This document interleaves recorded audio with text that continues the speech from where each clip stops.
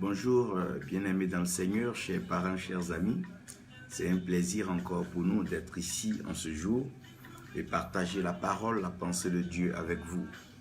Vous avez les salutations de la famille depuis la Côte d'Ivoire, de l'Église et surtout de vos frères et sœurs ivoiriens.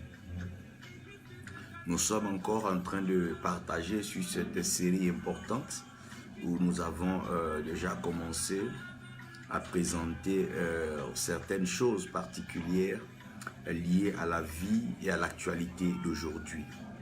Nous bénissons ceux qui nous prennent en marche et ceux qui vont bien sûr déguster ce message après donc vous. Que Dieu bénisse Maman Bénédiction Josiane, que la grâce de Dieu repose sur vous donc et que le Seigneur vous aide à accomplir encore des choses grandes sur la terre des hommes. Yama Yao, tu es béni. Évêque Moshe, que Dieu te bénisse, que sa grâce repose sur toi, que sa paix soit toujours avec toi. À un moment donc, que Dieu vous bénisse, que sa paix repose sur vous. Nous avons transmettez nos salutations à votre époux, à votre mari, et nous bénissons donc le Seigneur pour tout un chacun. Aujourd'hui, nous serons donc en train de parler de, je pense que cela même est plus que fondamental, ceci est même l'essentiel, sinon la conclusion de tout ce que nous sommes en train de réaliser ou que Dieu est en train de réaliser donc dans nos vies, dans nos nations et aussi bien dans nos projets et nos familles personnelles. Révérend Sam d'Aplex, que Dieu te bénisse, que sa grâce repose sur toi, que sa paix soit avec toi. Je pense que si tu es au pays, nous aurons l'occasion quand même de nous voir. Merci pour les visites que tu nous rends de temps en temps, ça nous fait plaisir. Que Dieu bénisse le révérend Roger Camille, que sa grâce repose sur vous. C'est un plaisir pour moi de savoir que plus d'une personne trouve un temps pour pouvoir suivre ce message. À mon frère ami Bakayoko Kodiagnon Bakwe, que Dieu te bénisse, que sa grâce repose sur toi, que sa paix soit avec toi, qu'il t'aide toujours à réaliser les projets de ton cœur dans les nations que Dieu t'établira. Encore merci pour la réception honorable à Lagos et ce temps fabuleux, formidable que nous avons partagé. Que Dieu te bénisse. Aujourd'hui, je suis en train de vous parler un peu de l'amour qui a besoin donc de ne pas être seulement un lieu de passage. Que Dieu bénisse à Maman Virginie Dorothée, que Dieu te comble de grâce dans l'Italie et que sa main soit forte dans ce que tu es en train d'accomplir et ce que tu attendais, que Dieu te l'accorde maintenant au nom de Jésus. Donc nous sommes en train de parler de l'amour comme étant le siège de la confiance. L'amour donc comme étant le siège de la confiance.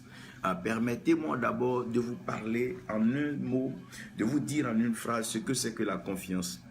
La confiance, c'est quelque chose d'approuvé, d'accordé, qu'on ne peut pas changer, déjà qui peut mettre en assurance et donner la paix à deux personnes, à deux nations ou à plusieurs personnes. C'est ça la confiance. Par exemple, lorsque vous partez vers un boutiquier, vous êtes convaincu que vous partez faire donc des achats. Le boutiquier, il doit avoir la garantie que ce que vous lui donnez, s'il prend demain, qu'il va quelque part d'autre, on peut reconnaître cela. Donc ça doit être une garantie. Cela doit être comme quelque chose en qui nous tous nous avons confiance. Par exemple, quand tu prends un CFA, ici en Côte d'Ivoire, tu vas au Burkina, tu vas au Mali, tu vas au Sénégal, partout où tu passeras dans la zone CFA, tu vois que quand tu montreras ce billet, tout le monde a une confiance qu'avec ça, nous pouvons acheter. Donc la confiance devient maintenant la base sur laquelle nous pouvons avoir des transactions. Il ne peut pas avoir des transactions, il ne peut pas avoir d'échanges, il ne peut pas avoir de relations, il ne peut pas avoir de communication, il ne peut même pas avoir même de mouvement s'il n'y a pas de confiance. Donc, si aujourd'hui, nous voyons que les hommes sont de plus en plus réticents, les femmes sont de plus en plus réticentes, les foyers sont ça et là détruits, les amitiés sont brisées, l'ennemité augmente, l'inimité augmente et les conflits font de plus en plus rage. C'est tout simplement parce qu'un mot a foutu le camp et ce mot, c'est la confiance. À quel moment on arrive à avoir des désordres dans des systèmes? À quel moment nous avons des désordres plus qu'il est dans une entreprise, dans une famille, dans une nation, dans un continent? C'est lorsque la confiance est trahie, lorsque la confiance n'existe plus, lorsque la confiance est bafouée. Ça veut dire que ce qui rend la vie solide, ce qui rend la vie paisible et ce qui rend la vie agréable, c'est la confiance. On peut perdre tout sur la terre, mais lorsqu'on perd la confiance, il est difficile de pouvoir opérer avec cette chose, cette personne, cette entité, cet organisme ou même cette terre. Vous voyez qu'il y a des investisseurs qui perdent confiance en certaines nations. Peu importe l'état de la nation, ils ne viendront pas investir là-bas parce qu'ils ont perdu cette confiance. Il y a des personnes qui ont perdu la confiance en certains peuples. Lorsqu'une personne vient de ce groupe ethnique, de ce peuple-là, ils sont plus prêts même à ouvrir la porte. Donc comprenez que la confiance, elle est fondamentale. Donc la confiance nous permet aujourd'hui de pouvoir échanger. Nous sommes dans un marché virtuel. Nous sommes sur des réseaux sociaux. Tout le monde peut poster un peu de tout. Chacun peut présenter ce qu'il paraît et ce qu'il est. Mais lorsqu'on arrive à découvrir que tu n'es pas ce que tu présentes, la confiance tout de suite disparaît. Donc s'il y a une chose qu'un homme ne doit jamais perdre, c'est la confiance. C'est pour ça que nous devons agir de telle sorte que nous gardions notre intégrité et que nous ayons cette loyauté envers les uns et les autres. Que nous soyons à mesure de pouvoir reconnaître le bien qui nous est fait. Lorsqu'un frère, une sœur nous fait un bien, nous devons être à mesure de pouvoir reconnaître cela. Fadiga Al-Seni, que Dieu te bénisse. Servant de Dieu, Génie, Grâce, Begré, que Dieu te bénisse. Merci pour l'œuvre que tu accomplis toujours dans la France. Prophète de Guapakom, que Dieu te bénisse. Nous sommes heureux de t'avoir avec nous. Et nous savons que le monde aura des nouvelles du Seigneur de par ta bouche. Que Dieu te bénisse. Nous sommes encore heureux et fiers de t'avoir comme frère et ami. Donc je suis en train de parler un peu de ce qui est fondamental, ce qui est essentiel, donc qui est la confiance. Donc quand nous parlons de la confiance, vous devez comprendre que la confiance, par exemple quand tu vas à la banque, pourquoi est-ce que la banque te fait confiance? Parce que tu as déposé, tu as investi en cette banque en déposant un capital. Amen, Yépi, que Dieu te bénisse. Donc ce qui garantit la confiance, c'est l'engagement de part et d'autre. Donc c'est les droits et les devoirs qui viennent renforcer la confiance.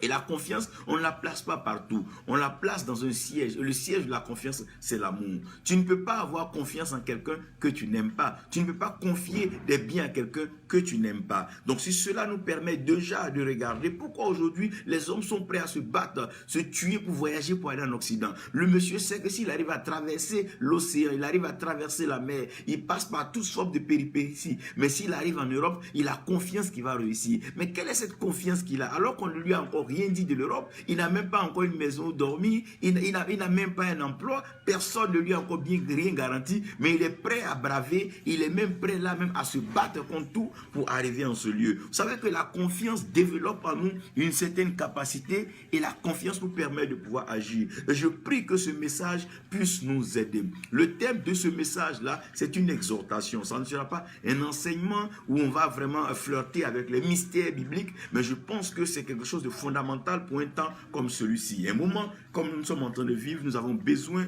de revenir aux fondamentaux. Nous avons besoin de restructurer, de restaurer la base. Ceux qui se confient en l'Éternel. Ceux qui se confient en l'Éternel. Ceux qui se confient en l'Éternel. Ceux qui se confient en l'Éternel. Il veut un faux que Dieu vous bénisse. Prophète Wilfred Gotha, que Dieu te bénisse, que sa grâce repose sur toi. Ambassade Shalom, vous êtes bénis. Ceux qui se confient en l'Éternel. Nous avons des tests, donc ces tests-là vont nous aider dans notre temps de partage. Nous avons 2 Samuel 22. 2 Samuel 22, verset 3, où Samuel est en train de parler d'une façon de se confier à l'Éternel pour que l'Éternel devienne sa forteresse, son salut, et il va même plus loin pour dire sa tour. Ah là, sa tour. Dans 2 Rois, la Bible nous parle d'un roi dont la Bible rend témoignage qu'après lui, il n'en aura pas un de semblable. Pourquoi? À cause de sa confiance qu'il a placée en l'Éternel. Donc la Bible est en train de valoriser sa confiance en l'Éternel plus que les œuvres et plus que tout ce qu'il a pu acquérir. Ça veut dire que l'argent, l'or, les trésors, les maisons, les réalisations, ces choses sont bonnes. Mais elle est en train de nous dire que ce roi-là n'aura pas de semblable parce qu'il a mis sa confiance en l'Éternel. Il a mis sa confiance en l'Éternel. Et maintenant, le psaume 125 dit bien que ceux qui se confient en l'Éternel, donc ceux qui mettent leur confiance en l'Éternel, ceux-là sont semblables à la montagne de Sion. Donc ça veut dire que celui qui met donc sa confiance en l'Éternel, si on doit pouvoir trouver une image qui colle avec lui, c'est la montagne de Sion. Et cette montagne-là, elle ne chancelle point parce qu'elle est affermie, mais pas pour un jour. Sinon, elle peut tomber le lendemain. Cette montagne est affermie pour toujours. Et semblable est la situation de Jérusalem qui est entourée par les montagnes. Alors, celui qui met sa confiance en l'Éternel est entouré par Dieu lui-même. Hébreux 11, verset 6 va venir nous aider à pouvoir réaliser ce qui nous plaît. La Bible dit ceux qui s'approchent de l'Éternel, après avoir bien sûr parlé de Hébreux 11, qui nous fait le récit de la foi, et là où des héros, des pères de la foi sont mentionnés pour leur œuvre. Mais la Bible dit que ce n'est pas leurs œuvres qui ont été grandes, mais c'est parce que ces personnes-là ont demeuré dans leur foi. En d'autres termes, elles ont placé leur confiance en l'Éternel. Ceux qui se confient en l'Éternel. Pasteur Tibé, que Dieu vous bénisse, que sa grâce repose sur vous. Nous prions ensemble et nous allons ensemble parler de Dieu. Père, merci, tu as l'autorité spirituelle, spirit suprême. Tu règnes dans le ciel et sur la terre, tu accomplis tes œuvres. Viens par ta parole, bénis-nous, fais-nous du bien, nous aimons ça, fais-nous du bien. On veut être heureux, on veut sortir de là épanoui, on veut ressortir de là avec une paix et être sûr et certain que tu es avec nous et nous sommes avec toi. Merci à cause de ta fidélité, de ta grandeur, au nom de Jésus. Amen. Que Dieu bénisse l'évêque Michel Ponoy depuis le Congo-Brazzaville. Excusez, nous étions interrompus par un coup de fil. Francis Kombila, donc Dieu vous bénisse. Nous sommes donc en train de parler de ceux qui se confient en l'Éternel. Parlant de l'Éternel, j'aimerais que vous suivez ceci. Maman Togora Bintou, que Dieu vous bénisse, que sa grâce repose sur vous. J'étais avec Kwame Salomon. Il vous dit bien une chose aussi, nous avons passé un temps fabuleux avec quelques anciens du lycée. Que Dieu donc vous aide à comprendre ce message que nous sommes en train de partager. Ceux qui se confient en l'Éternel. Ceux qui se confient en l'Éternel. Premièrement, j'aimerais que vous sachiez que lorsqu'il est question de Dieu, il nous sera difficile de pouvoir admettre que nous l'avons vu. Et il nous sera difficile aussi de pouvoir convaincre quiconque que nous l'avons touché et que nous avons marché avec lui. Il nous sera difficile de dire que nous dormons avec lui et que nous nous réveillons avec lui. Il nous sera difficile de dire qu'il est avec nous et que nous marchons avec lui. Il nous sera même compliqué de dire que nous savons où Dieu se trouve. Il serait prétentieux et je dirais même un peu trop exagéré pour un être humain étant sur la terre de pouvoir dire qu'il sait où Dieu est ou qu'il a vu Dieu ou qu'il peut aller nous envoyer là où Dieu est. Si quelqu'un essaie de le dire, il n'aura pas forcément les éléments pour justifier cela, mais il va se référer à une seule chose, le Saint-Esprit qui est avec nous. Donc, puisque personne ne l'a touché et que personne ne l'a vu, la Bible dit que personne n'a encore vu Dieu. Moïse a essayé de voir Dieu. Dieu a dit non, Moïse, tu ne peux pas me voir et puis vivre. Tu ne peux pas me voir et puis vivre. Pourquoi? Parce que ma sainteté, ma lumière et ma grâce fera que tu ne peux pas me voir, toi Moïse, et puis vivre. Donc, puisque nous ne pouvons pas voir Dieu et que nous ne pouvons pas d'abord le toucher, nous ne pouvons pas aller le trouver. Puisque nous n'avons pas son adresse et nous n'avons pas donc sa maison. Nous ne savons pas dans quel pays, dans quelle ville Dieu se trouve. C'est vrai qu'aujourd'hui nous multiplions les pèlerinages en Israël. J'encourage cela, c'est de bonnes choses. C'est si vrai que nous essayons de référer Dieu à des personnes avec qui Dieu a agi grandement. Non, tel monsieur, comme il a bâti tel temple, Dieu avec lui. On peut peut-être dire ces choses-là, croire trouver Dieu là où nous pensons et Dieu n'y est pas. On peut aussi dire que non, comme dans tel pays, il y a de grands hommes de Dieu, c'est que forcément Dieu est là-bas, donc allons rencontrer Dieu et nous pouvons aller le trouver. Parce que celui que tu n'as pas trouvé, il te sera difficile de mettre ta confiance en lui. Tu ne sais même pas d'abord qu'est-ce que c'est. C'est comme quand tu es en train d'effectuer un déplacement. Tu n'as aucune idée de là où tu vas, donc tu pars avec des réserves, tu émets des réserves. Donc pour pouvoir placer ta confiance, parce que la confiance, c'est lorsque tout est donné sans réserve et sans rien garder. Donc pour pouvoir mettre notre confiance à un tel Dieu que personne n'a encore vu, j'avais voulu m'asseoir avec un barbu, un vieillard pour me dire, ah papa, comment est Dieu? Et qu'il puisse me dire que Dieu est blanc, ou Dieu est africain, ou que Dieu est asiatique ou européen, sinon américain. Ils ne me l'ont pas dit. J'ai essayé de côtoyer des papas qui ont vécu avant nous. Des gens qui ont vu les temps, avec qui Dieu a marché, qui ont vu des miracles, des signes, des prodiges, qui ont bâti des temples, qui ont été des pionniers du réveil. Mais personne d'eux n'a pu nous décrire Dieu comme Dieu était pour dire voici ce que Dieu est. Mais la seule façon pour nous d'alors de pouvoir approcher Dieu, c'est ce que Hébreux 11 nous dit. La Bible dit, oh, sans la foi, il est impossible d'être agréable à Dieu. Donc le seul point de contact que nous avons avec Dieu, la seule façon pour nous d'approcher Dieu, c'est d'avoir la foi. Alors que la foi ne se trouve pas dans un marché. La foi ne se trouve pas dans un supermarché et la foi ne se trouve pas dans un lieu particulier. La foi vient de ce qu'on entend. En d'autres termes, si la foi doit être, il va falloir qu'on entende. Mais on ne peut pas entendre si personne ne parle. Oh mon Dieu. On ne peut pas entendre si personne ne nous dit quelque chose. Lorsque nous n'entendons rien, en effet, nous ne croyons rien. Parce que la foi vient de ce qu'on entend. En d'autres termes, la foi n'est que le produit, la conséquence de la parole. Donc si la parole n'est pas véhiculée, la foi ne peut pas exister. En d'autres termes, c'est des courages, c'est des motivations que nous avons de façon individuelle et personnelle. La foi vient de ce qu'on entend. Et ce qu'on entend vient de la parole de Dieu. Ah, ceux qui entendent parler de l'Éternel. Mon frère, ma soeur, j'aime ceux qui entendent parler de l'Éternel. Ceux qui aiment entendre parler de l'Éternel. Mon frère, ma soeur, si tu dois entendre une chose, entends parler de l'Éternel. N'entends pas parler de toi, n'entends pas parler de ce que toi tu recherches. Ce qui va te donner la foi, c'est pas ce que tu veux, mais c'est l'Éternel, mon Dieu, qui est, ah mon Dieu, le pourvoyeur.